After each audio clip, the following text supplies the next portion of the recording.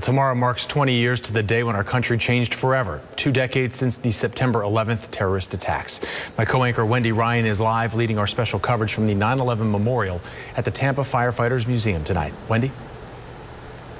Thanks, Jameson. This memorial behind me is one of many throughout the Bay Area and, of course, the entire country. This one honors the 343 firefighters who lost their lives while saving others 20 years ago. Their stories, their sacrifice, along with hundreds of others who died on that day and in the years that followed, are something we will never forget.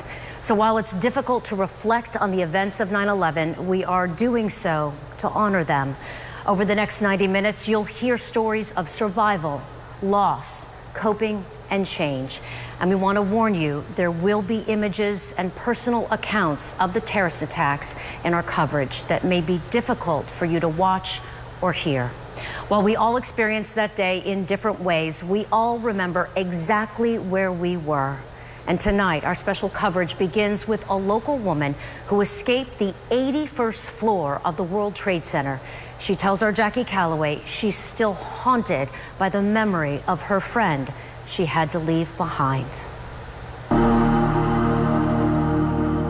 We saw the plane coming towards the building. Bank of America employee Ann Coster worked on the 81st floor of the North Tower. We saw the plane coming in and it banked.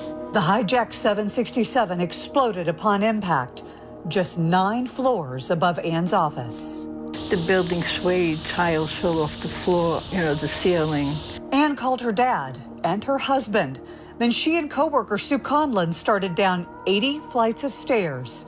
Together, they made it to the 44th floor. And she said that she wanted to rest. And I said, Susan, come on, we have to get down the stairs. I remember telling her to please come with me, and she didn't want to go. Ann barely escaped. I remember getting out of the building and someone, the gentleman I was with, grabbing my hand and telling me that we had to run. 15 minutes later, at 10:29, the North Tower collapsed. Ann's friend of 20 years, Sue Conlon, never made it out. They found her body on Christmas Day. Ann lost 15 friends on September 11th. This time of year, it's very hard for me. Survivors' guilt and panic attacks ramp up in the weeks leading up to every anniversary. This gentleman right here, Vinnie Haller, and he went to high school with my husband. Connections made with other survivors like Ground Zero firefighters Louis Kitkiss and Rich Michio, who now live in Florida, have been a saving grace on difficult days. How important is it that you guys are staying connected all these years?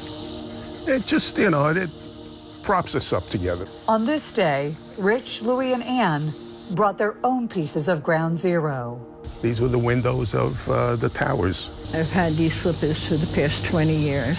For Ann, slippers given to her after she made it out of the North Tower symbolize life and a reminder of all that was lost. You could still see some soot from that day.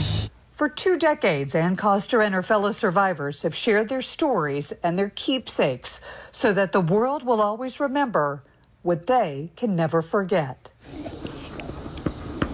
I love you both, you know that. Yep, okay. On September 11th, survivors and their families are expected to gather here at the 9/11 Memorial inside the Curlew Hills Cemetery in Palm Harbor. The steel beam represents Ground Zero, and the name of every firefighter that died that day is engraved here. I'm Jackie Calloway taking action for you.